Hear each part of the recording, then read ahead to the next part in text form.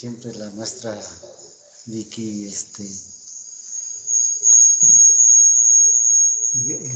pues cuando ya vayan 60, 70, ya empezamos con la presentación del evento.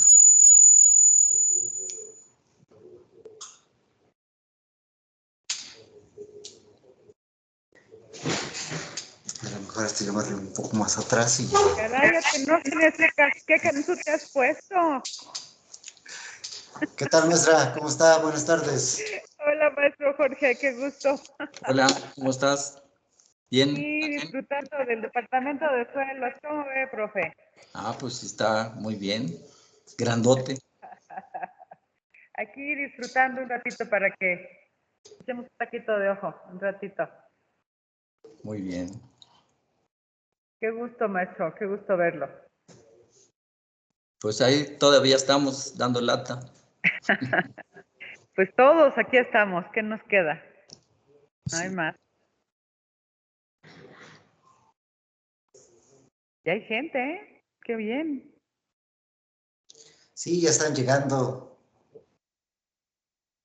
Ya hay 29, entonces 30. Pues yo invité a mi grupo, ¿eh? Es de quinto de suelos, así es que ya les dije que pregunten mucho. Ahí hay una persona que... El mundo. Nuestro mundo. Aquí estamos. Está mundo. Hola, mundo. ¿Qué tal? Buenas, buenas.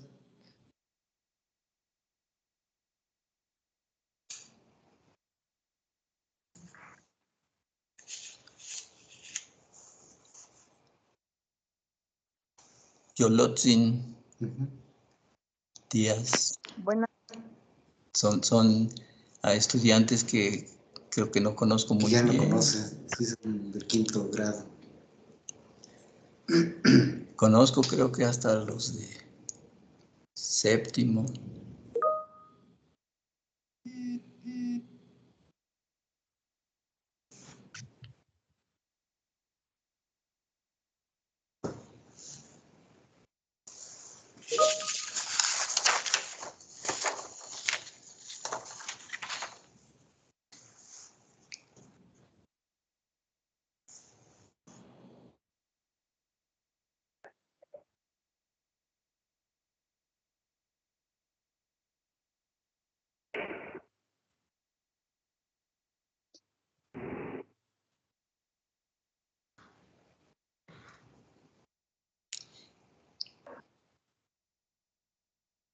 Mira, van 58. De la maestra Vicky siempre esperan que estén 60, 70. Que son las generaciones que por obligación tienen que estar. Tienen que estar ¿no? los estudiantes. Sí.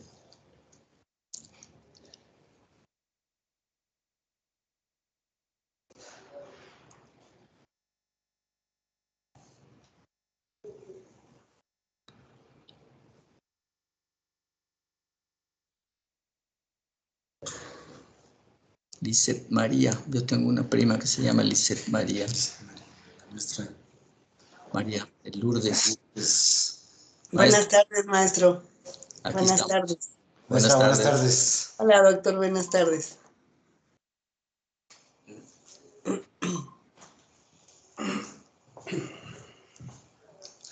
Dice que maestro podemos ir empezando, ya hay 70. Me parece bien. Muy buenas tardes. Buenas tardes. Estimada comunidad de agroecología, invitados, invitadas, vamos a iniciar esta sesión del Seminario Permanente de Actualización en Agroecología, engarzándolo como la vez pasada en la conmemoración del Día Mundial del Suelo, que se llevó a cabo el día domingo 5 de diciembre y que bueno, pues está en este contexto las contribuciones la contribución especial que vamos a tener ahora. Vamos a contar con la participación del estimado maestro Jorge Duch Gari, que bueno, ha sido integrante de esta comunidad desde la creación del mismo programa de agroecología. El maestro Jorge es ingeniero agrónomo especialista en suelos y maestro en ciencias en desarrollo rural regional por la Universidad Autónoma Chapingo. De 1971 al 79 participó en aquel Detenal, ahora INEGI, con trabajos de cartografía de suelos, el jefe de la oficina de agrología y responsable de la cartografía de uso potencial de la tierra. Como profesor investigador de la Universidad Autónoma Chapingo, desde 1973 a la fecha, pues ha participado en el Departamento de Suelos, en el sistema de centros regionales y, claro, en el Departamento de Agroecología. Ha ocupado diferentes cargos dentro de la universidad, se ha caracterizado por su contribución en el desarrollo universitario en diferentes áreas, como el patronato universitario, director de centros regionales, coordinador de la maestría en desarrollo rural, claro, en la dirección de agroecología, el departamento de agroecología, y también se ha caracterizado por su contribución a diferentes espacios del desarrollo universitario, como fundador del Centro Regional Universitario Sureste de Puyacatengo, Tabasco. También para la creación y dirección del Centro Regional Universitario de la Península de Yucatán. También autor e instalación también del proyecto para la creación, organización y funcionamiento del sistema de centros regionales.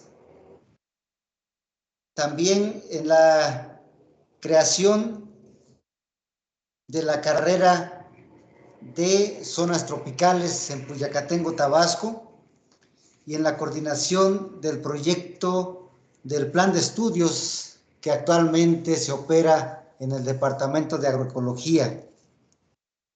Los cursos impartidos han estado relacionados con la edafología y la cartografía de suelos, con el tema de regionalización, sistemas de producción en zonas tropicales, diagnóstico de agroecosistemas, estudio del paisaje, evaluación agroecológica de tierras y varios temas más que el maestro ha abordado, ¿verdad?, en diferentes áreas en su paso por la universidad.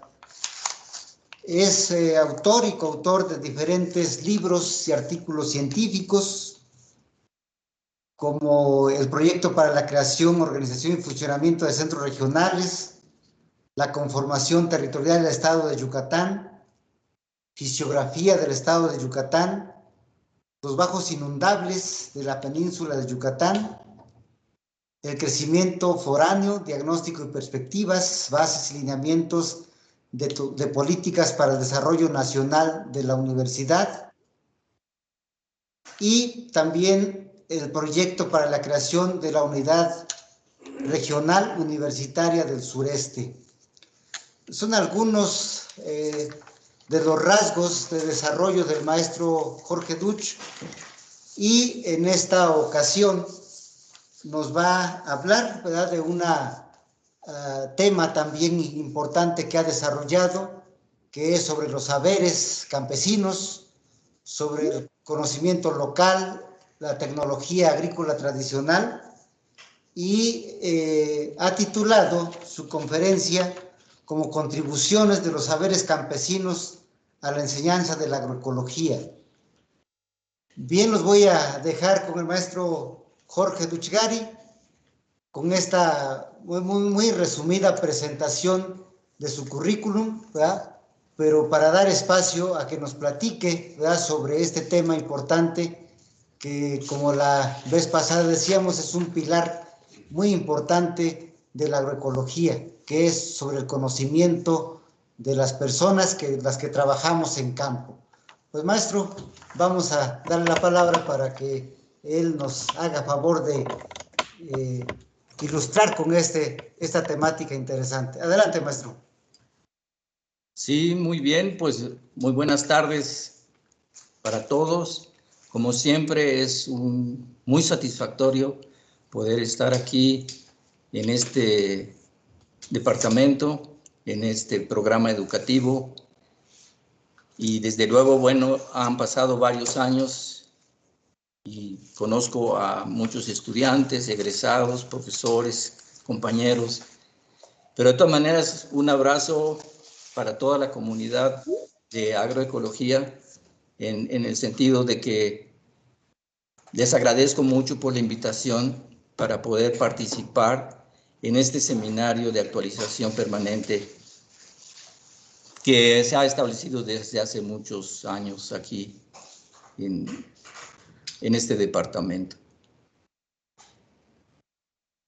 Voy a platicar sobre los saberes campesinos y la enseñanza de la agroecología. Y mi primer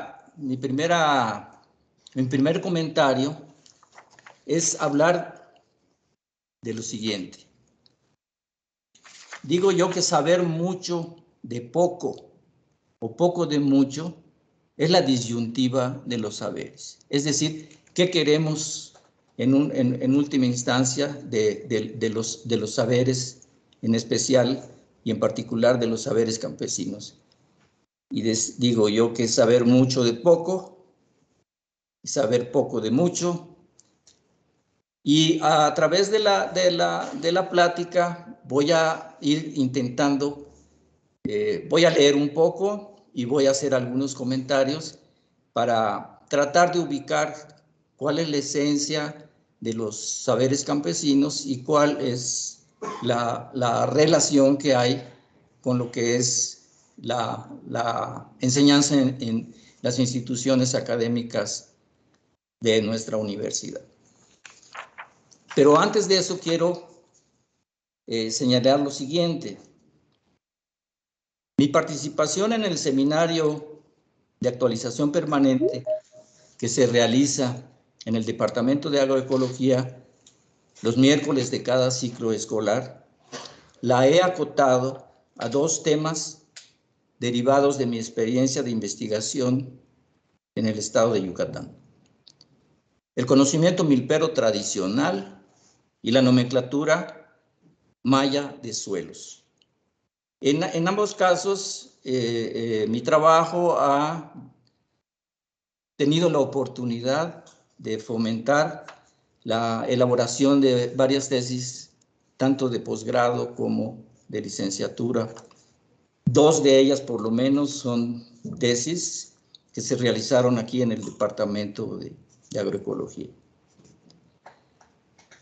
Seguramente por razones de tiempo, que ya ha sido programado, no voy a poder abordar en esta plática, no voy a poder abordar los dos temas, pero aquí públicamente me comprometo a que a partir del próximo semestre se haga una programación para que yo les pueda hablar un poco sobre la nomenclatura maya de los suelos en el estado de Yucatán, que es un tema muy interesante, es un tema muy importante que, como les decía, al menos una tesis profesional de licenciatura se derivó de estas experiencias. También es muy conveniente comentar que la mayoría de los saberes tradicionales, de los saberes agrícolas tradicionales, me fueron transmitidos oralmente en su totalidad por generosos campesinos milperos de varios rumbos del estado de Yucatán durante largas y amenas conversaciones acerca de la historia agraria de sus comunidades, la cultura agrícola local y los anhelos personales de quienes los quisieron compartir.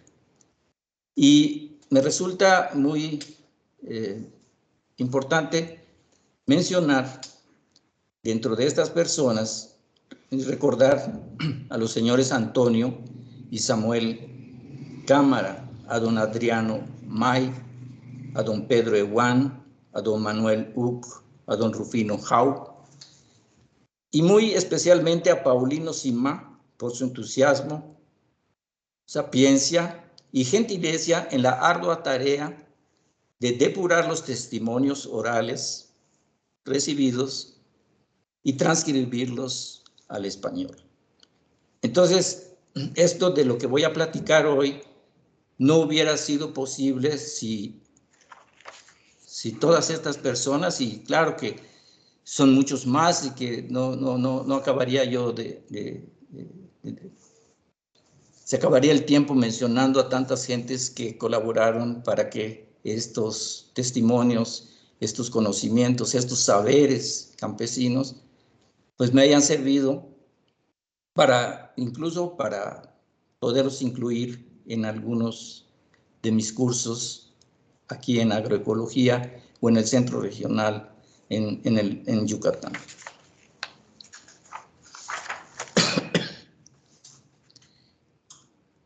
Voy a dividir esta plática en más o menos 5 temas, poco a poco los voy a ir mencionando, pero el primero, quiero hablar un poco y de precisar un poco sobre la agricultura tradicional.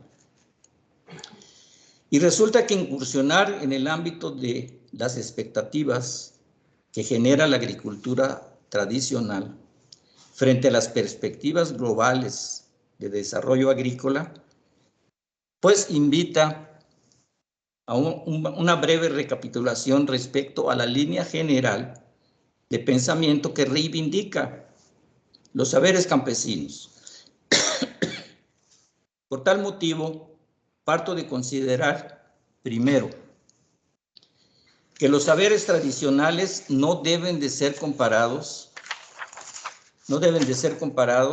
con el conocimiento científico en términos de calidad, ya que se trata rigurosamente de conocimientos solo diferentes en cuanto a sus formas y mecanismos de generación, preservación y transmisión, pero igualmente válidos y útiles para la explicación de situaciones concretas y la solución de problemas prácticos. O sea, precisar que el conocimiento científico tiene su valor, pero los saberes tradicionales tienen también el suyo, y que no es prudente, desde mi punto de vista, compararlos para tratar de hacer una valorización o establecer un juicio de valor respecto a uno u otro. Segundo, que los saberes tradicionales, si bien son producto de la llamada técnica cotidiana o llamada también la técnica del trabajo manual, también son su fundamento básico y que por lo regular son útiles para la solución de los problemas que surgen en los espacios y tiempos de la vida diaria. De ahí su nombre de la técnica cotidiana. Tercero, que la técnica cotidiana, al ser referida a la agricultura, se expresa en la tecnología agrícola tradicional y se reconoce que su soporte se encuentra en los saberes campesinos y al mismo tiempo que estos no son más que el resultado de su aplicación práctica. O sea, ¿de dónde surgen los saberes campesinos? De la aplicación práctica de la técnica tradicional. Cuarto, finalmente, que la agricultura tradicional es un elemento esencial de la no muy bien entendida, en ocasiones, economía campesina. Seguramente esto puede o va a requerir alguna explicación más adelante en relación con la economía campesina. O sea, agricultura tradicional y economía campesina son dos elementos o dos contextos en los que aparentemente hay diferencias, pero que al final de cuentas es uno solo. Sin embargo, no por la condición de debilidad y marginación socioeconómica y cultural de los protagonistas, es decir, los campesinos, la economía campesina debe ser considerada como inadecuada o ineficiente, sino una cuestión en constante cambio y transformación, de lo cual son prueba los innumerables sistemas agrícolas campesinos que hoy persisten y coexisten con los llamados modernos o avanzados. El segundo punto que me interesa destacar es el desarrollo rural y la agricultura campesina. Una rápida aproximación a la cuestión del desarrollo rural permite advertir de inmediato que hay poca claridad y entendimiento en las instituciones públicas y los organismos privados respecto al significado económico, social y cultural que tiene la agricultura tradicional para las comunidades campesinas, ni lo que representan para la sociedad rural mexicana en general y el sector agrícola, en particular los saberes que la han hecho sostenible a través del tiempo. Es decir, ¿quién ha sostenido a través del tiempo la agricultura tradicional? Pues los saberes campesinos, como habíamos visto. De ahí nace con toda probabilidad la dificultad para formular e instrumentar soluciones apropiadas a la problemática ambiental, económica, social de esta agricultura.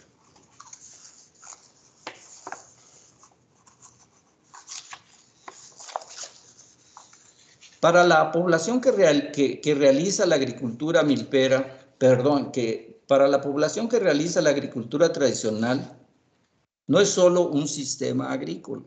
Esa es la visión que yo tengo en el sentido que seguramente mucha gente también, muchos compañeros también comparten esta misma idea.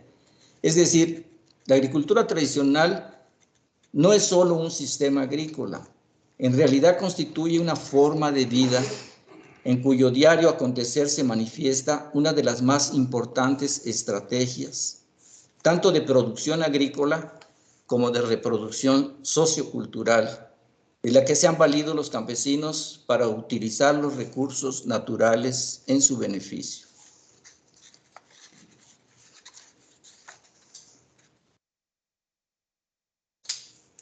Además, la agricultura tradicional no solo se distingue por su carácter familiar, sino también por la existencia de una organización para el trabajo agrícola coherente en la escala de la comunidad.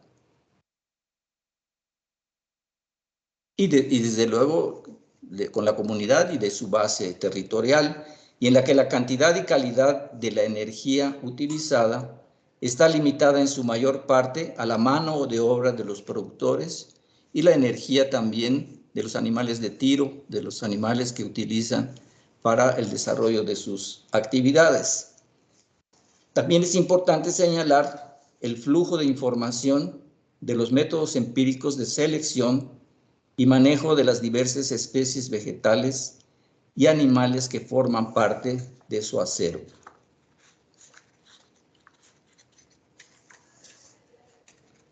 De las ideas antes expuestas y considerando que por lo regular los esfuerzos encaminados a fomentar el desarrollo de las comunidades rurales han generado resultados contrarios a los esperados, salta a la vista la importancia que reviste continuar los estudios de la agricultura tradicional. En mi caso, la agricultura milpera tradicional en Yucatán fue el tema de mis trabajos. ¿Y cuáles son los propósitos que persigue y de la racionalidad que conlleva? Lo mismo que de sus virtudes e insuficiencias a través de la recuperación, sistematización y análisis crítico de los saberes campesinos tradicionales. Y vale la pena señalar esto, que es importante, de hablar de la recuperación, sistematización y análisis crítico de los saberes campesinos tradicionales, porque tienen sus virtudes, pero tienen también sus insuficiencias.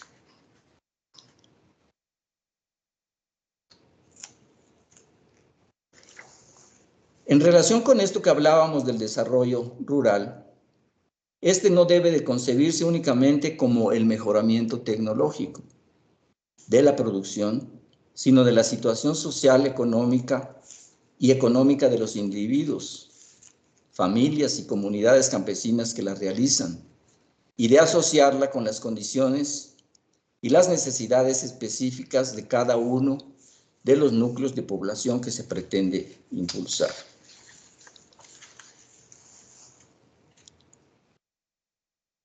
Como argumento, podría decirse que las comunidades campesinas poseen los elementos básicos para fomentar y procurarse su propio desarrollo. En efecto, la racionalidad productiva de la milpa tradicional en Yucatán, por ejemplo, se fundamenta en su sentido original en una muy clara y precisa concepción de un proceso de reproducción circular, mediante el cual, además de la obtención de los bienes de consumo indispensables para satisfacer el abasto familiar, el campesino milpero procura la renovación de los recursos productivos. Digo que es una lógica circular, porque en el mismo proceso de producción de los bienes de consumo familiar y comunitario, en ese mismo proceso se está reproduciendo, se está renovando los recursos productivos a partir de su propio proceso de trabajo. Esto es, se repone la fertilidad de la tierra, se regeneran las semillas más viables y preferentes, se obtienen los insumos e instrumentos de trabajo adecuados, así como la salvaguarda de la mano de obra familiar, la mejora de sus saberes y habilidades, sin descuidar su transmisión hacia las nuevas generaciones, que esto es muy importante. De ahí el nombre tradicional, porque es esta transmisión continua de estos saberes y habilidades a las generaciones que vienen en camino. En contraste, la racionalidad productiva empresarial reposa en un proceso de reproducción de carácter lineal, que se distingue porque los recursos productivos, por lo menos los más importantes o más abundantes, no se recrean en el proceso del trabajo mismo, sino que provienen del mercado. Además, los productos obtenidos en este proceso tampoco retroalimentan el consumo de los agricultores, puesto que su destino es, en primera instancia, la comercialización y la obtención de ganancias en términos monetarios. Y ahí es en donde viene este problema que mencionaba yo de cómo entender la economía campesina, en el sentido de que no se puede evaluar nada más en términos de costo-beneficio, de esa fórmula de costo-beneficio, porque la economía campesina, en la economía campesina interviene toda una serie de elementos mucho más importantes que no son estrictamente económicos, sino son ambientales y sobre todo culturales.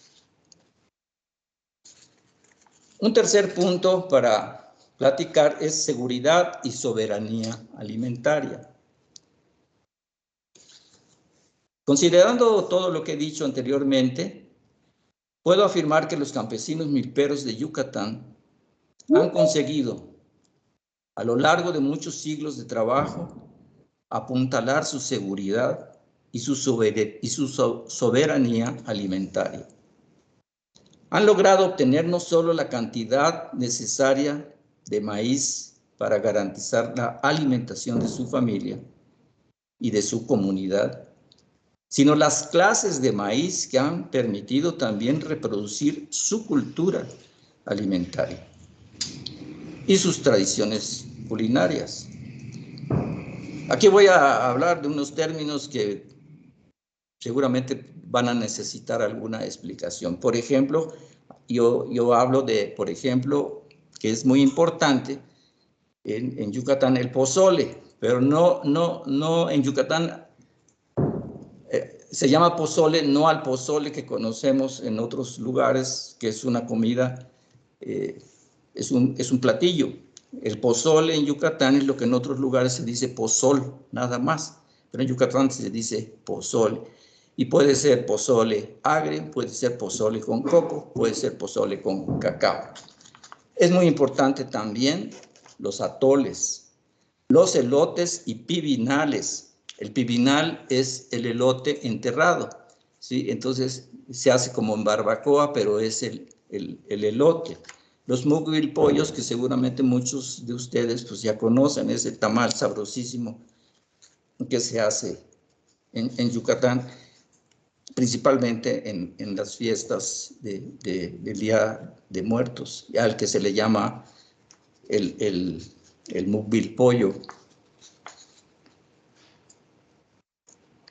Y estos mukbilpollos pueden ser con espelón o sin espelón. El espelón es una leguminosa del género Vigna. Los tamales, los cocitos, los chanchamitos, los panuchos, los albutes, el sotobichay, por ejemplo, entre otros de estos múltiples manjares regionales.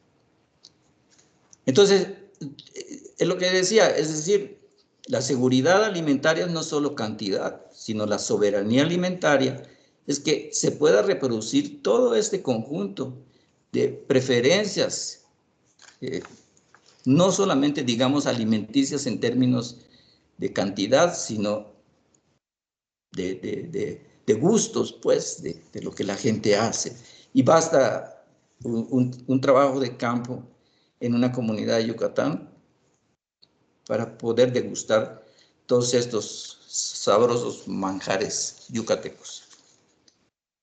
En este proceso, el apego a los ritmos climáticos y los ciclos biológicos de las plantas cultivadas, así como el establecimiento de los calendarios que regulan las actividades y la organización del trabajo en torno a ellos, reúne en una sola finalidad y sin detrimento de ninguna, en lo particular, tanto la racionalidad técnica del proceso de trabajo como la reproducción económica familiar y la identidad sociocultural comunitaria, a través de la transmisión de los saberes acerca de la milpa tradicional y su entorno de una generación a otra de manera continua en el tiempo.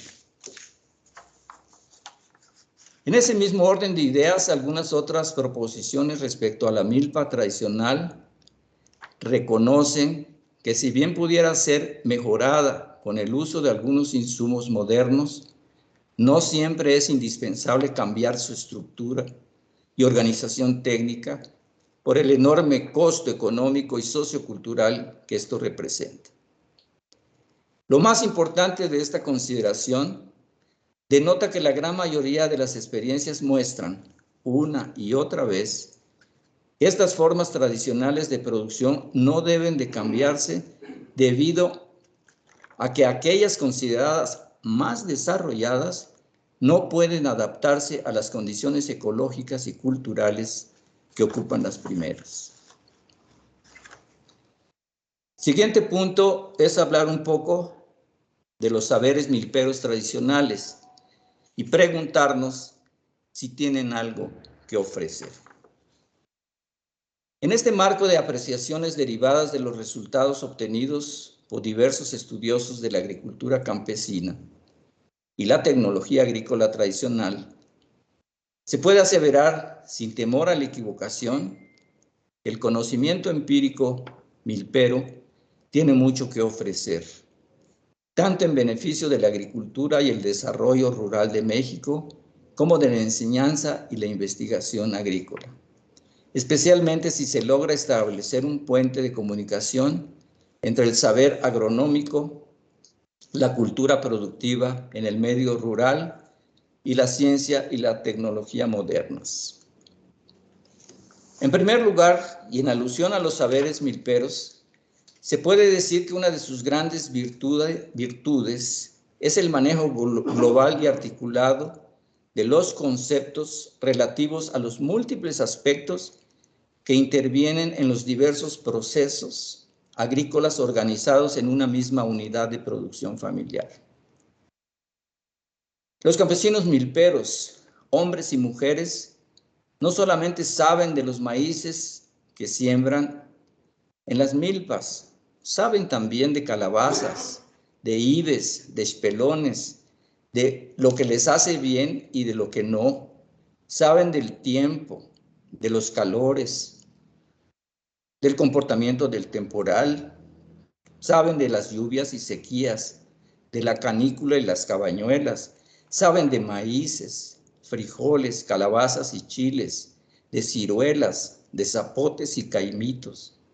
Saben cuánto cuesta un jornal para tumbar un mecate de monte o para sembrarlo, y a qué precio se puede vender un marrano. Y saben cómo hacer una batida y cazar un venado y un jabalí, y cómo destazarlo. Saben, en fin, un mundo de cosas, pero saben, además, cómo están relacionadas unas cosas con otras. Y saben también cómo manejar el conjunto. Entonces, esta es una de las grandes virtudes que tiene el conocimiento campesino, porque no está fraccionado, se maneja de conjunto, pero también saben de una y de cada una de las cosas y saben cómo se relacionan entre sí y cómo se maneja el conjunto. Entre una de las anécdotas más importantes de una persona que ya mencioné, a don Antonio Cámara, un milpero excepcional, gran productor en una comunidad del sur de Yucatán. Al terminar el trabajo de campo, me dijo, ya sabes cómo se hace la milpa, me dijo. Pero me dijo, te voy a decir una cosa, yo prefiero ser panadero que ser milpero, porque a mí lo que me gusta es hacer pan. Y entonces, son cosas que a veces no se pueden precisar en un salón de clases o en una presentación. Por eso es muy importante el trabajo de campo.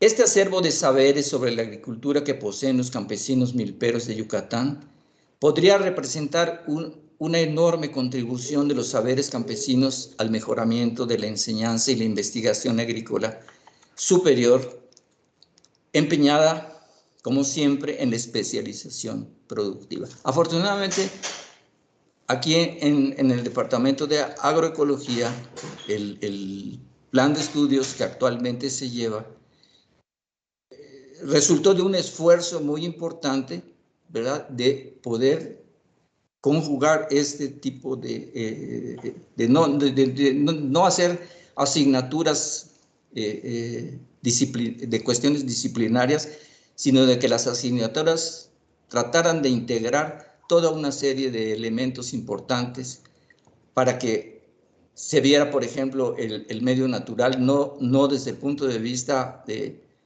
y no fraccionar a suelos, clima, sino ver el medio natural como un conjunto. Y bueno, creo que ha habido buenas experiencias en ese sentido y desde luego habrá que mejorar poco a poco este plan de estudios. A ese respecto, el rechazo no se hace esperar y se manifiesta en el siguiente pronunciamiento. O sea, quienes no concuerdan con esta idea nos dicen por qué y cómo incorporar a la educación agrícola aquellos saberes que provienen de ámbitos agrícolas considerados atrasados, cuando lo pertinente sería hacer lo contrario. Y ese desde las épocas de la Escuela Nacional de Agricultura, que tuve la oportunidad yo de estudiar en la Escuela Nacional de Agricultura, antes de que fuera la Universidad Autónoma de Chapingo. Esa era la idea. Las comunidades campesinas están atrasadas tecnológicamente, económicamente.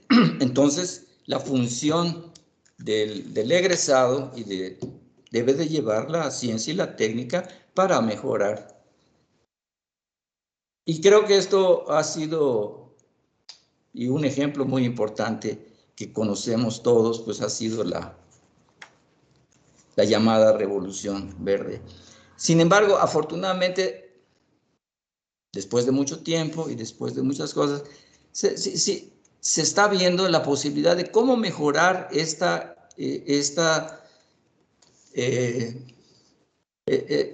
agriculturas que hay en todo nuestro país, sin tener que cambiar de tajo, sin tener que eliminarlas para introducir otras. Y ahí es un trabajo muy importante que yo digo que los agroecólogos deben de estar muy pendientes en esa situación, porque dado su nombre, agroecología, ¿cómo fusionamos la agricultura con los principios ecológicos? Es una de las... Y desde luego, no olvidar que quien hace esa fusión en la práctica es el campesino a través de sus técnicas. O sea, ni los principios agronómicos ni los fundamentos ecológicos se dan en abstracto. ¿Quién en la práctica los une? Pues el productor, el campesino, el milpero, a través de técnicas que hacen que pueda haber una unión armónica entre estos fundamentos agronómicos y estos principios ecológicos. En segundo lugar, puede tomarse como ejemplo la trascendencia de los calendarios agrícolas, ámbitos espaciotemporales que constituyen verdaderos acervos de conocimientos que expresan las decisiones individuales y de grupos sobre la marcha de los procesos agropecuarios. El estudio de los calendarios agrícolas tradicionales ofrece grandes enseñanzas con respecto a las condiciones ambientales, dentro de las cuales produce un determinado conjunto social, su relación con la fenología de las distintas especies cultivadas, sus requerimientos fisiológicos y ecológicos, la incidencia de plagas y enfermedades, así como las necesidades de organización para el trabajo agrícola, sea individual o colectivo. Y para el caso de una aplicación práctica se sugiere la confrontación de los registros empíricos de los factores físicos del medio con el conocimiento de los factores bióticos y el entendimiento de los comportamientos de los cultivares, con el propósito de definir posibilidades y restricciones agroecológicas para la producción agrícola en una determinada área. En tercer término, los saberes que conservan los productores respecto a los materiales genéticos que manipulan proporciona información valiosa y no solamente con relación al potencial productivo y hábitos de crecimiento de cada especie vegetal o sobre la adaptación de las plantas en cultivo, sino también en relación con los usos y costumbres de consumo y de la alimentación de los agricultores, aspecto que, a pesar de haber sido soslayado con frecuencia en los programas de desarrollo rural, es un valor sustancial en las comunidades campesinas de todo el país. Los saberes empíricos relacionados con el diseño y utilización de instrumentos para el trabajo agrícola y la aplicación de insumos locales marcan la pauta, finalmente, para estimar las posibilidades de intensificación de los procesos agrícolas, de incrementar la productividad de la tierra y particularmente la del trabajo, sin importar la tendencia que muestra la agricultura milpera tradicional de no necesitar de las grandes inversiones de mano de obra no reparar que haya que invertir mucha mano de obra durante el proceso productivo. De manera precisa, los saberes milperos contribuirán también a lograr un mejor entendimiento de las estrategias individuales, familiares y comunitarias para el acceso y usufructo de los recursos productivos, tierra, trabajo y capital, entendidos estos como la base material del sostenimiento de los núcleos de población rural y su desarrollo socioeconómico y cultural. Indirectamente, la sistematización de los saberes milperos podría aportar a la adecuada inserción de la enseñanza agrícola superior a la realidad agrícola del país, en lo que se refiere al contenido temático y los métodos didácticos, y de manera especial en lo que toca al aprendizaje de la lógica y dinámica de los procesos que involucran la producción agrícola. Lo anterior se apoya en la idea de que la práctica ha permitido percibir que el medio más simple para estudiar las actividades agrícolas continúa siendo el de ubicarse frente a los fenómenos reales en el universo de los campesinos y sentir la vida diaria de los agricultores, de sus familias y comunidades, lo cual no se aprende en la ortodoxia de la universidad. De manera simultánea se podría reorientar la investigación agrícola hacia verdaderos problemas que enfrenta la agricultura en las diferentes regiones agrícolas, con la finalidad de establecer un proceso permanente de interlocución e intercambio de saberes entre los mecanismos tradicionales de generación y transmisión de información y los métodos modernos de las ciencias agrícolas. Finalmente, voy a mencionar algo sobre la milpa tradicional en Yucatán, sus tendencias y perspectivas. En el contexto de los planteamientos que se han expuesto a lo largo de esta plática, hace falta señalar en contrapartida una seria preocupación. La grave situación que hoy enfrenta la agricultura tradicional debido al debilitamiento que acusan los saberes empíricos al respecto. Esto último, motivado por toda una serie de cambios en la realidad socioeconómica y ambiental de estas regiones del país, como son las relaciones mercantiles y el trabajo asalariado entre la población rural en el primer caso, y el deterioro de los recursos naturales, montes y suelos en el segundo. Finalmente, puede afirmarse que hoy están en boga infinidad de términos de corte ecologista, como son productividad primaria, estabilidad, equidad, diversidad, equilibrio, sustentabilidad y últimamente, así, resiliencia. Entre los más usuales que no es conveniente, y resulta que no es conveniente importar conceptos para darle contenido a los modelos y programas de desarrollo agrícola y rural.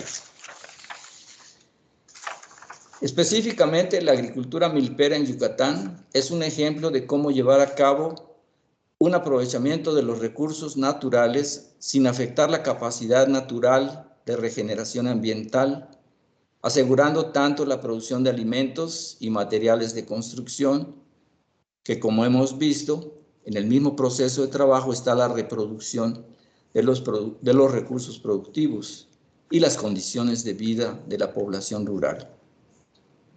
Desafortunadamente, también hay ejemplos de cómo producir sin prevenir el deterioro ambiental y sus implicaciones sociales a mediano y largo plazo. En la perspectiva inmediata, pareciera que la estrategia más viable para fundamentar el desarrollo rural debería configurarse mediante la conjugación, por un lado, de esfuerzos y experiencias de la agricultura tradicional y por el otro lado, de los métodos y resultados generados por la ciencia y la tecnología agroecológica. Y en este engarce, el papel de los campesinos debe ser esencialmente protagónico, tendiente a establecer las pautas de su propio desarrollo. El rol de los agroecólogos no debe ser otro que el de interlocutores siempre dispuestos a facilitar el intercambio de saberes. Esperando que sigan transitando por este camino aquí en el Departamento de Agroecología, que no es otro que el de establecer y mantener el indispensable puente de retroalimentación crítica que requiere la agricultura tradicional y otros procesos productivos asociados a ella con la educación agroecológica. Son dos ámbitos del saber que requieren mejorar cada día en sus contenidos, en sus métodos y en sus habilidades y especialmente en sus valores socioculturales. Muchas gracias por su atención. Aquí termino.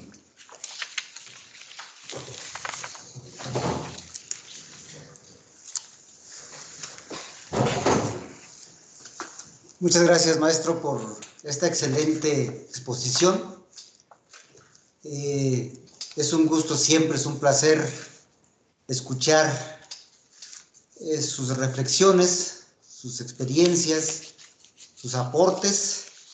Y en este caso, bueno, pues es un recorrido muy interesante por muchos de los contenidos, ¿verdad?, de la enseñanza de la agroecología, con base también en la investigación, ¿verdad?, de los temas relacionados. Y que bueno, pues ahora tuvimos la oportunidad de escuchar estas reflexiones. Muchas gracias, maestro.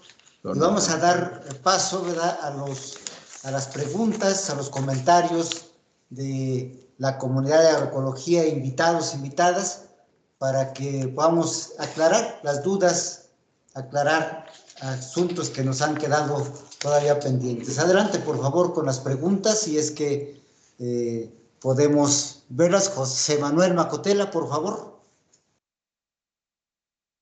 Muy buenas, muchas gracias. Excelente tema, excelente ponencia. Me gustaría preguntarle, ¿cuál cree que es el papel de la visión integradora de los científicos campesinos para la ciencia, para los avances de la ciencia? Es que, primeramente, ¿por qué me surge esta pregunta? Más que los campesinos puedan hacer avanzar a la ciencia, más bien es la ciencia la que se tiene que encargar de ayudar a los campesinos a perseguir los objetivos de los campesinos. ¿Y cómo cree que podríamos ayudar nosotros como agroecólogos haciendo uso de estas herramientas para ayudarles a alcanzar esos objetivos según la visión que ellos tienen para su futuro? Gracias.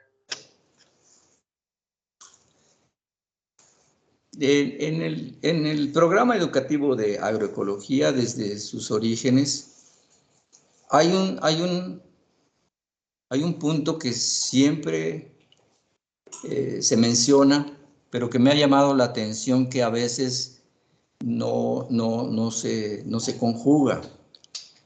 En el Departamento de Agroecología se habla mucho de esto, de incorporar. Incluso se habla, por ejemplo, diálogo de saberes, ¿sí? Pero después, a la hora de realizar las actividades docentes o las de investigación, pocas veces aparece este diálogo, ¿verdad? Sino que se inclina más hacia uno, ya sea hacia la parte técnico-científica o hacia la parte de los saberes tradicionales. Desde mi punto de vista, yo creo que ahí es importante para el Departamento de Agroecología materializar o concretar procesos a lo que yo le llamo de referentes de interlocución entre estudiantes de agroecología y agricultores. O sea, ¿cómo establecer referentes de interlocución? Claro que es muy difícil porque, no sé, hablamos de muchos, 32 32 entidades políticas o hablamos de muchas regiones del país, hablamos de muchas agriculturas, pero podría haber en el departamento, podría haber un proceso de cómo integrar por regiones estos referentes mínimos de interlocución entre estudiantes y productores. Entre otras cosas que yo he hecho, por ejemplo, yo tengo y pronto a lo mejor se va a poder publicar, un documento que se llama Referentes Mínimos de Interlocución entre estudiantes de agronomía y productores rurales.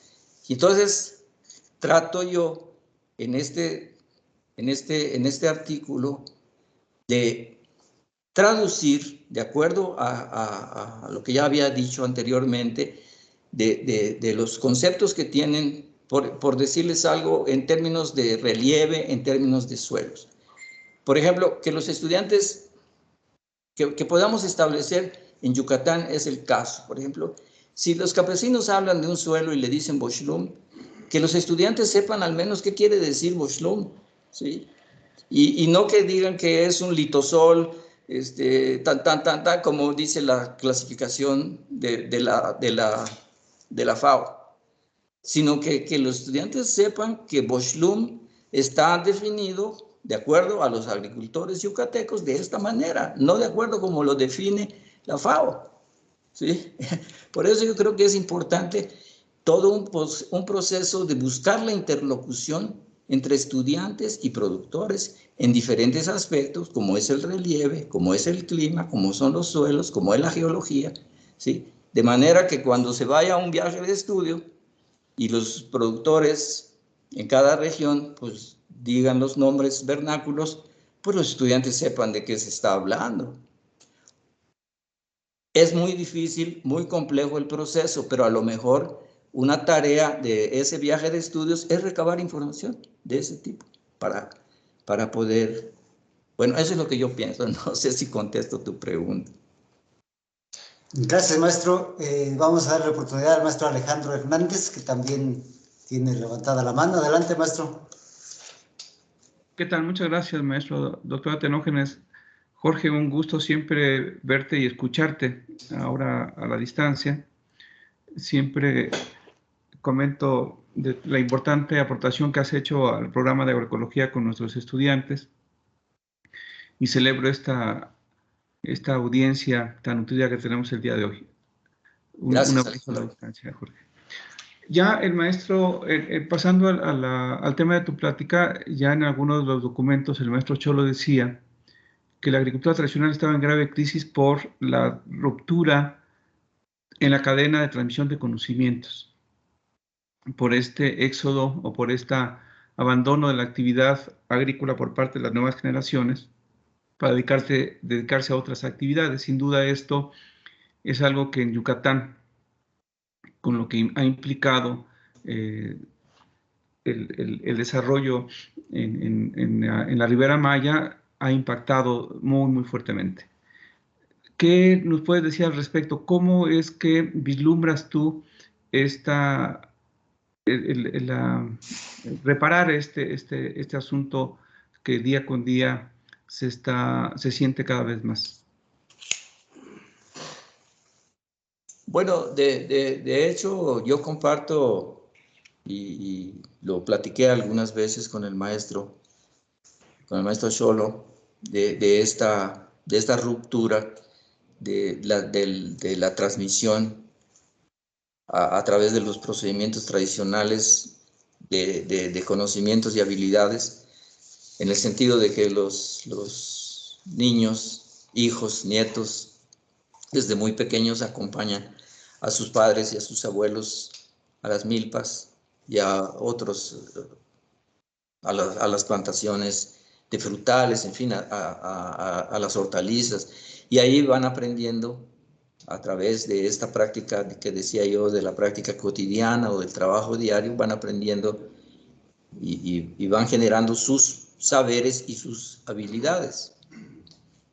El problema aquí se presenta, y es una disyuntiva muy difícil de buscarle una solución, porque el desarrollo nacional, el desarrollo del país, el desarrollo de México también implica mejorar la educación en términos formales.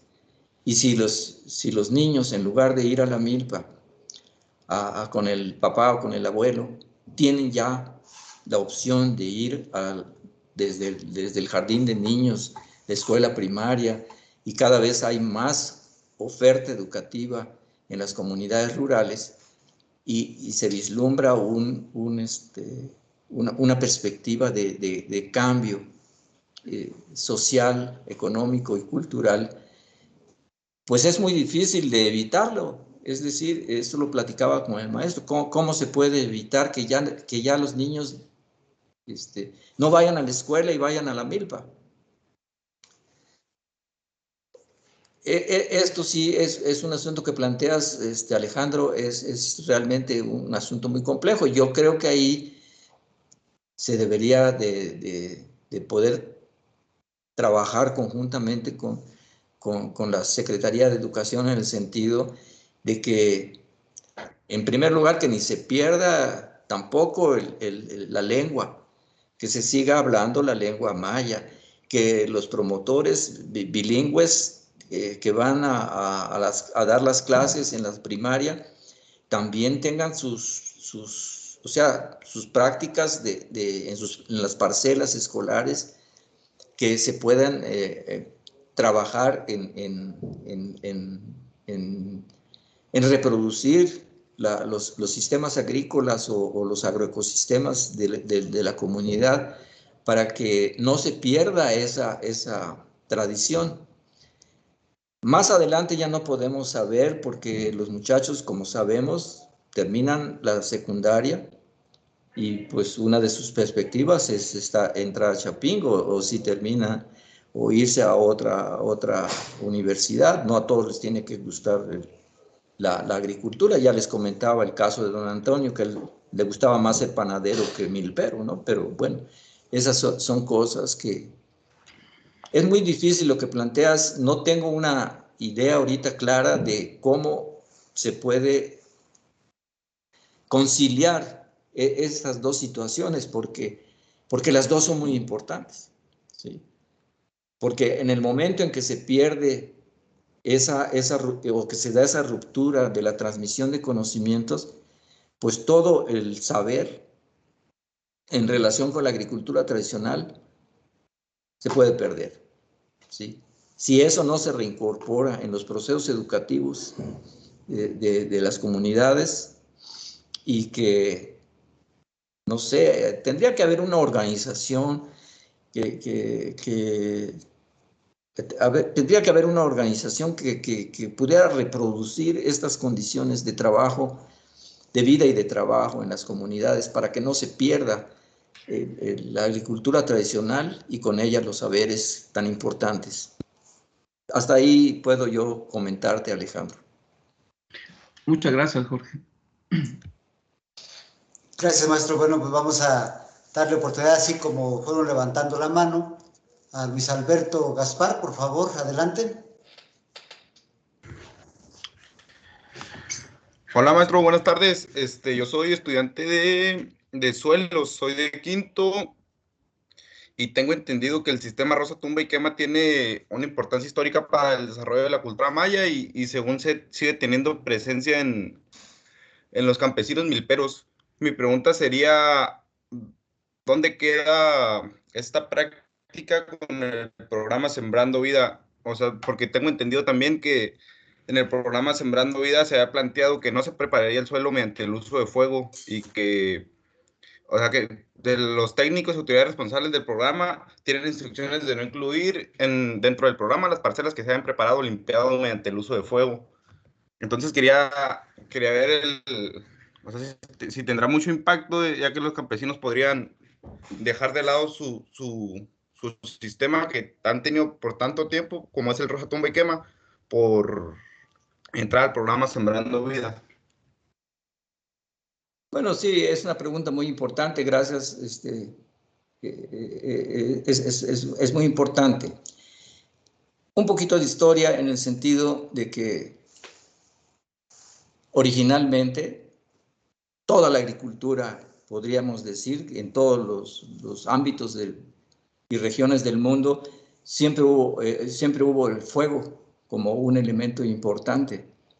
Tal vez allá por las zonas de la Mesopotamia o por el Nilo no fuera así, porque había otros elementos para la recuperación de la fertilidad de la tierra. Pero ubicados en las áreas tropicales y en Yucatán, el problema del uso del fuego, hasta donde yo pude saber y pude indagar y pude trabajar con los campesinos milperos, aun cuando se le buscaba una explicación científico-técnica, el fuego lo que hace es al quemar la vegetación, restituir cenizas y nutrientes al suelo, eliminar los propágulos de semillas de malezas.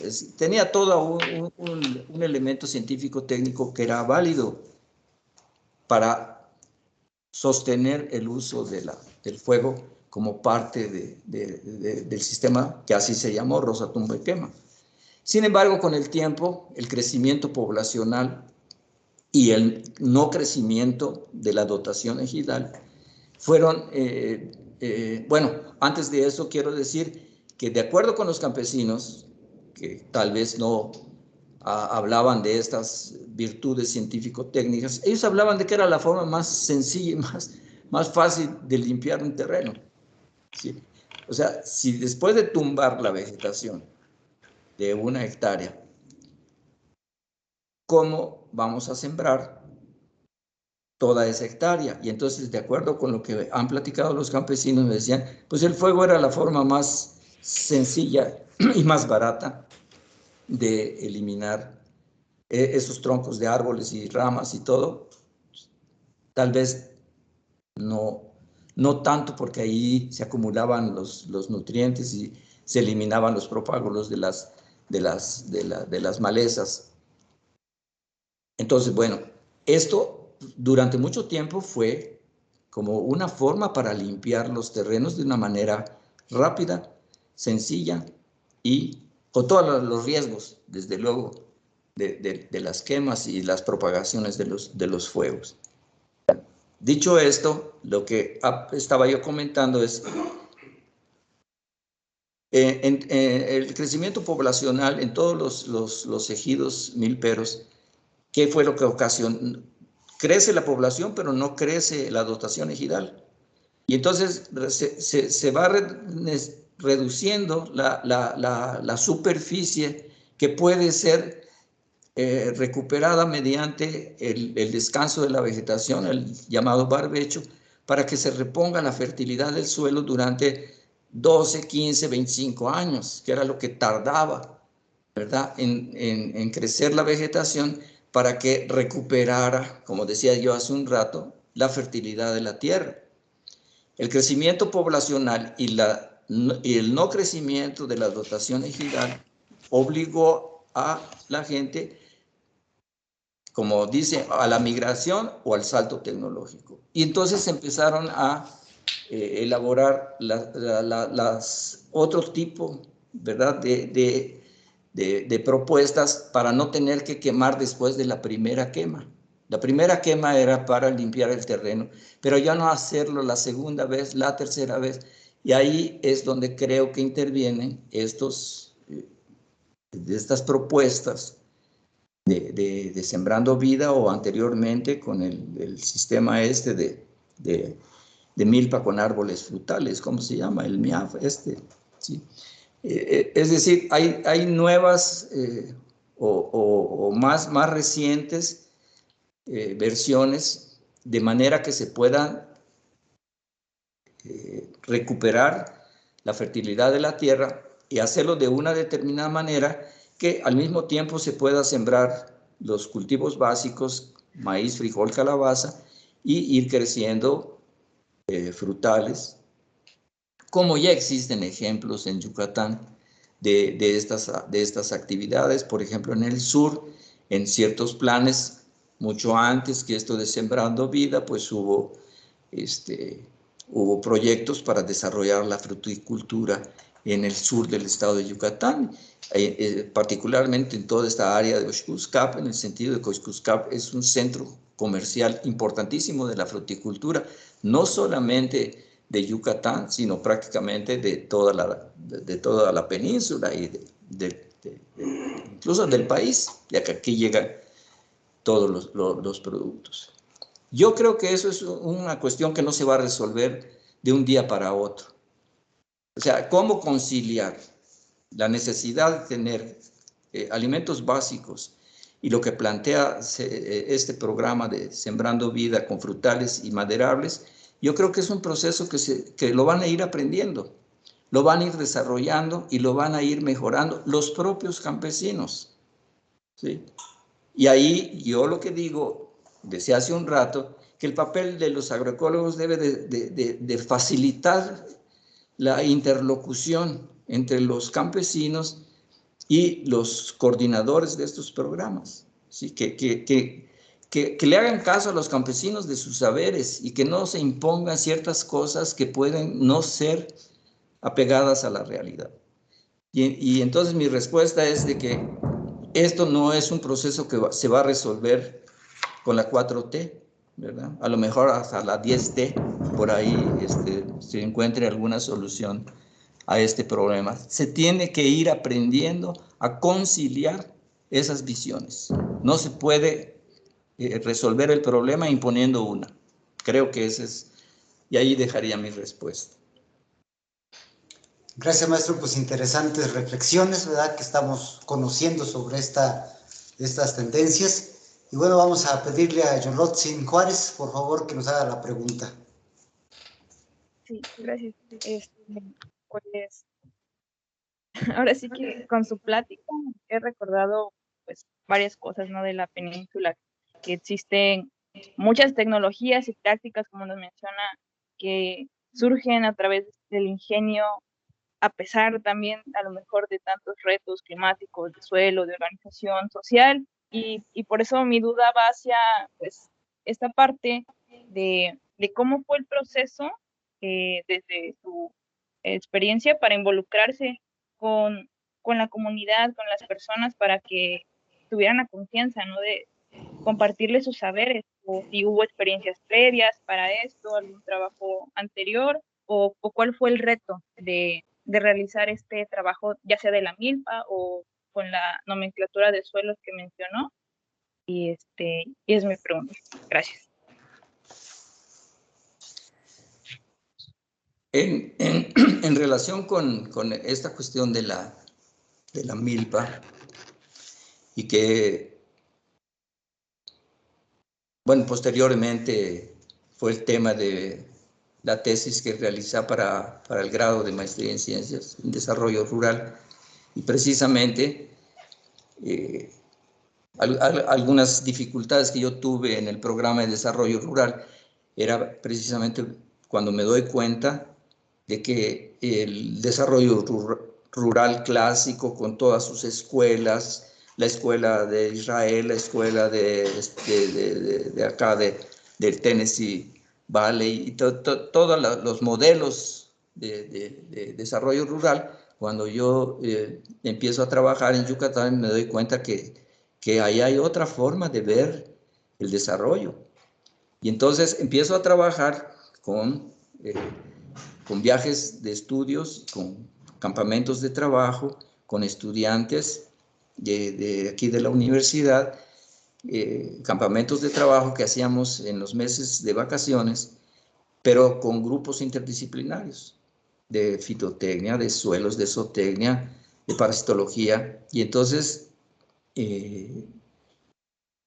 pues no sé, en determinado momento, creo que también las influencias debe uno de reconocer del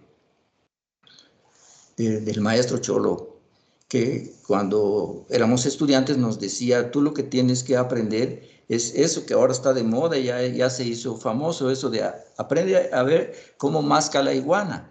Sí, que era ese elemento que el maestro Cholo nos inculcaba de decir, fíjate en lo que hace la gente, ¿sí? Y hacía preguntas, ¿por qué crees que este señor puso esta planta aquí? Y uno empezaba a buscarle, no, es que porque aquí hay más nutrientes o porque la canícula, no, es porque le conviene, por alguna razón le conviene y por eso pregúntale por qué lo puso allá. Esa fue, pues, como se dice, me fui dando cuenta de que los saberes campesinos tenían mucho más de fondo que el saber si el suelo era un gleisol o un vertisol pélico o un gleisol mólico, pues era más importante decir qué es esto que me está diciendo este señor. Esa fue por la parte, bueno, estaba yo hablando de cómo me fui dando cuenta de cómo hacían la milpa los productores y otra cosa que me llamó mucho la atención fue su generosidad en el sentido de no guardar el conocimiento, de decir cómo se hacen las cosas. ¿Qué quieres saber cómo se hace la milpa? Ven, así se hace, tan, tan, tan. Sí, y hubo, desde ahí estuve yo pensando en que era necesaria esa interlocución de los saberes campesinos con la ciencia y la tecnología. ¿Cómo hacer la interlocución entre estos dos campos de conocimientos que, como dije al principio, ninguno es mejor que otro, sino que hay que hacer que, pues coincidirlo, pero armonizarlo sería tal vez la palabra. ¿Cómo se puede armonizar? Eso en el caso de lo que es la agricultura milpera. En el caso de los suelos, como dijo el maestro, yo soy egresado de aquí, de la ENA, de la especialidad de suelos. Y cuando llegué yo a trabajar también en las comunidades, no entendía cómo un mismo suelo puede tener varios nombres. Sin embargo, en los sistemas modernos de clasificación de suelos no se pueden tener varios nombres. Si un suelo es vertisol pélico, no puede ser otro nombre. Y en cambio, en la nomenclatura maya de suelos, un mismo suelo puede tener varios nombres dependiendo de qué rasgo quiere el productor destacar. Y eso es muy complejo entender. Sí, yo sufrí mucho para despojarme un poco de mi educación formal aquí de suelero, y eso les voy a platicar en otra charla el próximo año, de cuál es el fundamento, y por eso yo no llamo clasificación maya de suelos, yo llamo una nomenclatura maya de los suelos de Yucatán, porque la clasificación es muy rígida. No sé si con eso contesto tu pregunta, pero eso fue que poco a poco me fui dando cuenta de que tenían razón los señores en lo que estaban haciendo y que les resultaba. Sí, profe. Gracias, maestro. Muchas gracias. Maestra Langen, adelante.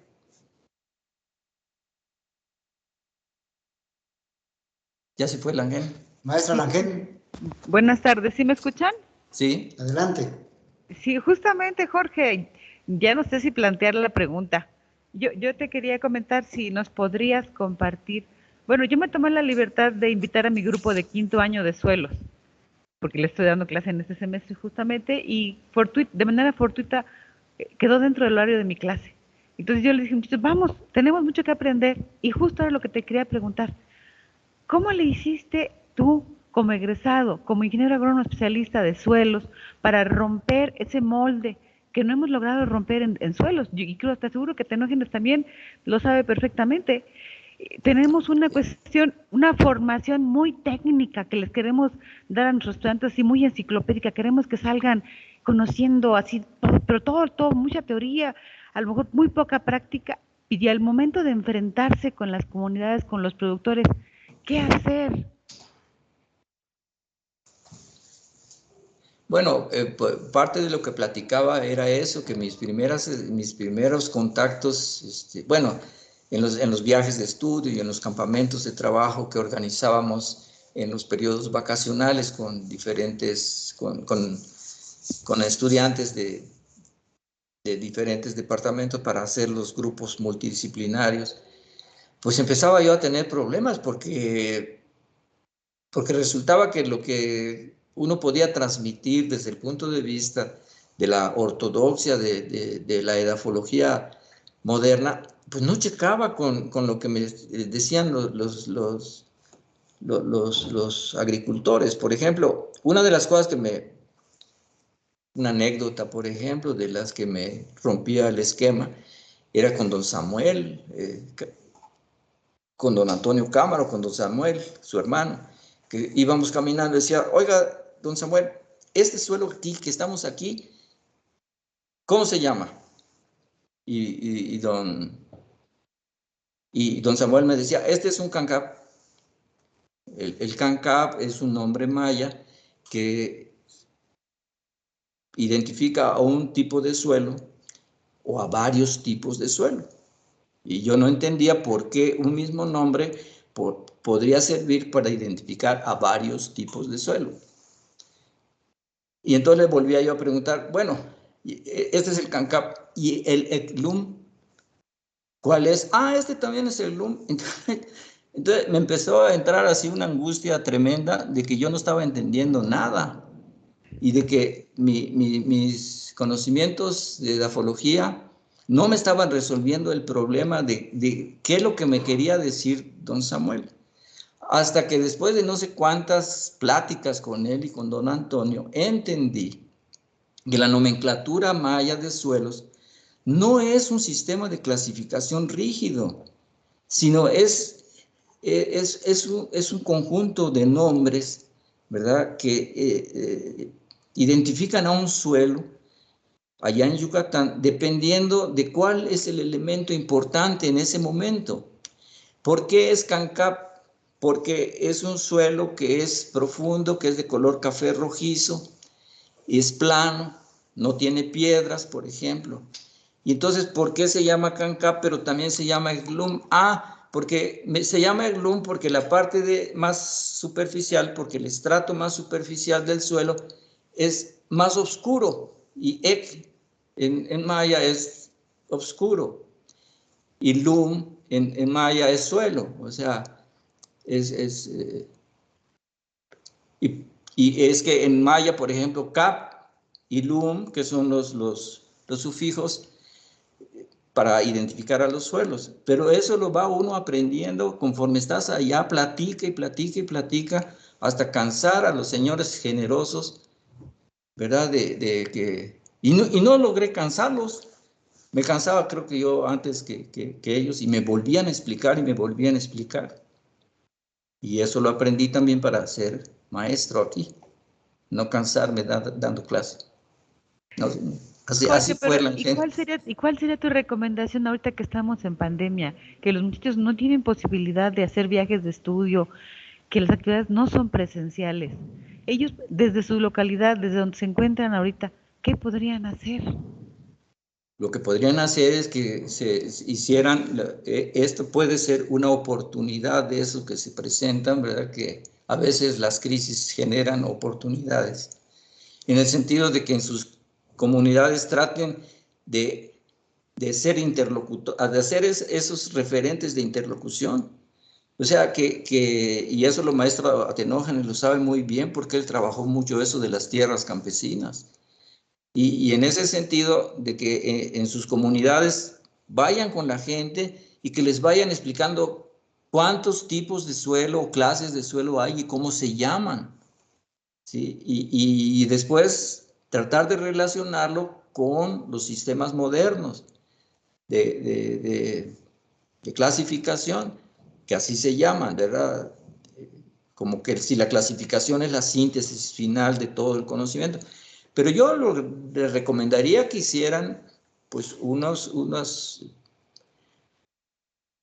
recopilación de las clases de suelos que hay en sus comunidades y qué nombres tienen y por qué se llaman de esa forma, ¿sí? Mira, a través de la historia uno sabe que la principal característica en todas las culturas y en todos los pueblos del mundo, el color del suelo fue lo principal, ¿verdad? Y por eso el suelo que se llama Ando, en japonés es suelo negro. ¿Y por qué el Chernozem en Rusia? ¿Por qué? Porque Cherno es negro y Sembla es tierra. ¿Y por qué en Yucatán se llama Boshlum o Eklum? Porque es lo mismo, Lum es tierra, como Sembla es en ruso, en maya es Lum. Y así en cada comunidad, yo supongo que si los muchachos platican con los agricultores, les van a explicar no solamente las características que tienen los suelos para llamarlos de una determinada manera, sino también los van a llamar de determinada manera según su valor productivo, ¿sí? Cosa que no tienen los sistemas de clasificación, ¿sí? Por más que se quiera decir, ¿cuál es mejor, el vertisol o el lubisol? Eso no lo dice el sistema de clasificación y los campesinos sí lo van a saber. Entonces, que hagan un inventario en sus comunidades de qué tipos de suelos hay, o clases de suelos, o de tierras, como normalmente se llama en las comunidades, más que suelo se llama tierra. Que hagan esos inventarios, que cómo se llaman esos suelos, por qué se llaman así y qué valor tienen en términos de su productividad. Yo creo que eso es lo que podrían hacer ahorita en la pandemia. Muchas gracias, Jorge. Gracias, maestro. Pues no hay nadie más anotado para las preguntas. Ojalá que puedan animarse a plantear, ¿verdad? Pero bien quiero recordar, ¿verdad? El tema de usted que nos planteó al principio. ¿Nos habló mucho de poco o nos habló poco de mucho? Y si para saber mucho de poco hay que saber poco de mucho, porque nos habla de la clasificación de suelos y nos da datos técnicos interesantes, y entonces me da la impresión, ¿verdad?, de que hay que hacer las dos cosas, saber mucho de poco y también poco de mucho. ¿Cuál sería la reflexión, maestro? Antes, por favor, Juan Pablo Secundino, si nos das una oportunidad, y ahorita te damos la palabra. Gracias por estar aquí. Bueno, yo por eso puse saber mucho de poco o poco de mucho es una disyuntiva, y finalmente pues eso va a depender también de... Y ponía yo los ejemplos de cómo los campesinos milperos tal vez saben mucho de poco, pero son valoraciones muy subjetivas también, porque yo les explicaba cómo saben de cuestiones económicas, cuestiones de trabajo, cuestiones ambientales, cuestiones de botánica. Entonces saben mucho, tal vez de poco, pero saben mucho. Y a mí me gusta eso. No importa, no me llama mucho la atención llegar al detalle, pero sí me gusta saber de muchas cosas, porque desde mi punto de vista, de mi formación, de mi educación, así entiendo yo mejor las cosas entonces yo creo que esa disyuntiva la tiene que resolver cada quien personalmente. Gracias, maestro. Ahora sí, maestro Juan Pulido. Juanito. Sí, hola, muchas gracias, maestro. Un gran abrazo. Igualmente, Juanito. Escuchando sus enseñanzas, que son una síntesis de muchas experiencias, pues me siento afortunado. Me gustaría tener un escrito de todo lo que ha dicho, como para darle varias repasadas y seguir aprendiendo. Y precisamente esto creo que viene al caso porque parece que necesitamos como técnicos ir a aprender. Ese es el primer requisito, cambiar nuestra mentalidad de no querer ir a enseñar, sino ir abiertos a aprender, a meternos a un mundo diferente al que estamos acostumbrados. creo que somos afortunados quienes hemos vivido como campesinos, que incluso una ventaja que tenemos varios de los chapingueros, estudiantes y profesores, es el poder tener otra lengua, aparte del español. En mi caso, mi lengua materna es el purépecha, y he podido usar esa ventaja que en algún tiempo el origen étnico era, digamos, algo que nos exponía al bullying, ¿no? La misma, en algunas escuelas, en Chapingo ya no tanto, pero éramos tan plurales que pues eso era una convivencia bonita, ¿no? Pero bueno, regresando al punto técnico, en el mundo académico, pues sí ha habido esa diferenciación entre los conocimientos locales, las sabidurías de la gente del campo y lo que se denomina ciencia, ¿no? En este caso edafológica o agronómica. Para mí ha sido una ventaja muy buena el poder utilizar mi lengua nativa para hacer investigaciones acá en mi región, en Michoacán. Estoy en el centro regional de Chapingo, acá en Morelia, y bueno, el poder conocer que eso que usted nos comentó, que la percepción del medio natural de los agricultores o campesinos es así, integrado. Y me he llevado una sorpresa, he escrito algo al respecto, ¿no? Sobre todo sobre el conocimiento del paisaje en una comunidad purépecha que me sorprendió, aún teniendo pues varios elementos del posgrado y demás, el reconocer que me dieron una lección. Por ejemplo, abrimos un pozo edafológico y yo pues hablando ahí de los andosoles y demás, en mi idea, ¿verdad? Llevando un conocimiento y los puse a que me compartieran qué percepción tenían del perfil del suelo. Me dieron una gran lección. Yo no esperaba eso. Conocían perfectamente el papel de la materia orgánica, de las raíces, de los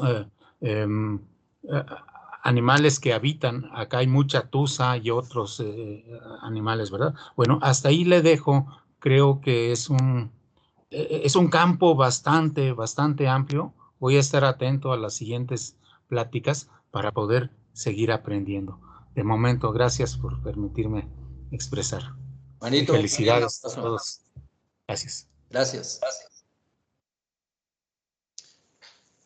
Muy bien, pues muchas gracias por sus contribuciones también, por sus preguntas. Muchas gracias. No hay más preguntas anotadas, así que, a ver, Oswaldo Trujano. Sí, muchas gracias, maestro. Una pregunta en relación a la transmisión del conocimiento, esta importancia que tiene para conservarlo de forma tradicional. Como institución, ¿cuáles son los mecanismos para evitar estas rupturas y, por ejemplo, conservar aquellas líneas de investigación generadas con el maestro Xolo, con sus discípulos como usted y el maestro Cuevas? Y ahora, ¿cuáles serían los mecanismos para incluir a las nuevas generaciones de investigadores y estudiosos de estas líneas agroecológicas para que como institución no se diluyan de la esencia central que tiene la agroecología y se contaminen incluso con cosas modernas donde están implícitos intereses económicos? Gracias. Ya coincide esta pregunta con lo que planteó el maestro Alejandro Hernández, es decir, de esta dificultad que hay para mantener esta línea de transmisión de saberes y habilidades, porque no solamente son saberes, sino los niños, los muchachos van aprendiendo a hacer cosas y ya van aprendiendo a saber cuándo hacer esas cosas. cómo preservar. Yo no veo, o sea, hace un rato hice un comentario en cuanto a los planteamientos básicos del programa de agroecología. Siempre hablan de la necesidad de fomentar el diálogo de saberes entre la ciencia y la tradición, pero difícilmente lo ve uno en las acciones prácticas, ¿sí? Y entonces, en alguna ocasión, decíamos, en alguna ocasión hicimos un intercambio también con la, ¿cómo se llama? En Quintana Roo, con la universidad, ¿cómo se llama? Intercultural. La Universidad Intercultural de Quintana Roo, que está en el municipio de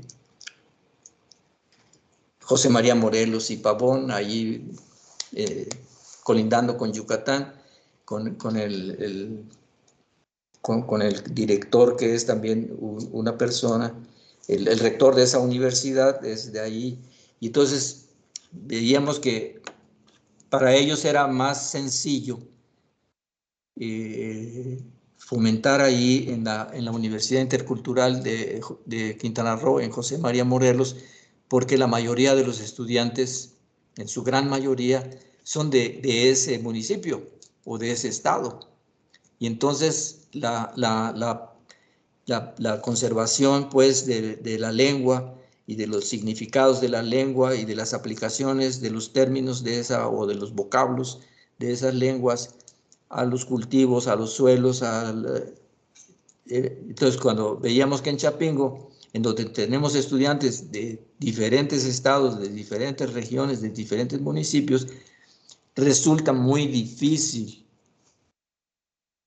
Por eso creo que, como es muy difícil y muy complejo, por eso yo lo que recomendaba es que en el Departamento de Agroecología hubiera un programa que fomentara esto de establecer los referentes básicos o mínimos de interlocución, ¿verdad? De que los estudiantes, así como le comentaba yo a la maestra Langen, de qué pueden hacer los estudiantes de suelos cuando estén en sus comunidades, que recaben información, ¿verdad? ¿Cómo le llaman ellos? Y ya después aquí vemos al suelo que en tal lugar le dicen barrial, aquí es un gleisol, ¿sí? Pero que se sepa que hay una relación de manera que los estudiantes puedan hacer esas interlocuciones. Ahora, para la Universidad Intercultural ahí en Quintana Roo, no es mucho problema la transmisión del conocimiento, ¿verdad? Porque todos los estudiantes son hijos de milperos o de ejidos forestales que hay en esa región. En Chapingo es mucho más complejo, mucho más difícil, ¿verdad? De alguna manera nosotros planteamos hace muchos años que los centros regionales tendrían que cumplir esa perspectiva, ¿verdad? De que los centros regionales lo que tendrían que hacer era integrar los conocimientos regionales a la educación agrícola, pero no se ha logrado del todo porque no hay un entendimiento cabal de lo que los centros regionales pretenden, ¿sí? Entonces, como digo, yo lo que pienso es que hay que tener conciencia de que hay un problema, como lo señaló Alejandro Hernández hace un rato y que yo concuerdo con él. Se está rompiendo eso. Hacemos conciencia y entonces no se puede tener una solución de un día para otro. Hay que trabajar sobre eso. Hay que trabajar sobre cómo ir atenuando esa ruptura. Y allí en Quintana Roo, elegido en la Universidad Intercultural, no me acuerdo ahorita, su apellido es May, del rector. Eso es lo que están haciendo, eso es lo que están haciendo. Entonces, esos muchachos van a salir graduados de ingenieros agrónomos o de ingenieros en salud, pero van a seguir sabiendo cómo trabajar una milpa o sabiendo trabajar un área forestal. O sea, no sé si para Chapingo es un poco difícil esto por la diversidad de los estudiantes que llegan a un departamento y entonces se concentra y se unifica toda esta enseñanza como se ha hecho en cada uno de los departamentos. Agroecología creo que ha dado un paso muy importante de abrirse un poco a la multidisciplina y no a la cuestión disciplinaria. Entonces, bueno, es complicada la pregunta, muy interesante. Eso es lo que yo puedo contestar hasta ahorita. Gracias, maestro. Y bien, como lo ha comentado también, habrá oportunidad de seguir conversando y de escuchando estas enseñanzas, ¿verdad? Y bien, le voy a pedir a la maestra Lourdes si es que nos puede hacer favor de cerrar el seminario. Por favor, maestra. Claro que sí, doctora Tenógenes. Pues, maestro Dush, es siempre un placer escucharlo, porque siempre hay un aprendizaje, y no solamente del conocimiento científico técnico que usted maneja seguramente, sino obviamente de las experiencias que usted tiene y que comparte. Igualmente tendría que decirlo como los campesinos tan amablemente con nosotros. Muchísimas gracias y fue un gusto aprender nuevas cosas el día de hoy. Gracias a usted y espero que todos hayamos salido complacidos de esta plática. Muchas gracias. Sí, gracias, maestra. Un abrazo. Que esté muy bien. Gracias. Hasta luego, Osvaldo. Gracias, maestra. Un favor, ¿podrían activar su cámara para una captura de pantalla? ¿La mía? No, la del maestro. Sí, sí, sí. Que sea. Aquí tengo al maestro David Delgado, que también está. David. Hola.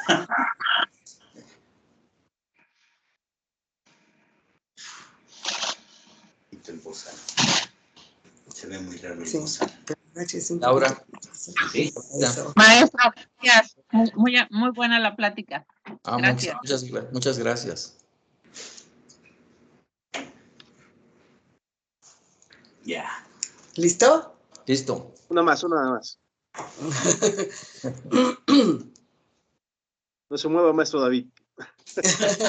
Es que está agachado. Ya. Muchas gracias. Un fuerte abrazo. Gracias, maestro. Un placer, ¿verdad? Y como abrazo. siempre, muy satisfactorio estar aquí en agroecología. Gracias. Muy a gusto. Listo. Listo, maestro. Y muy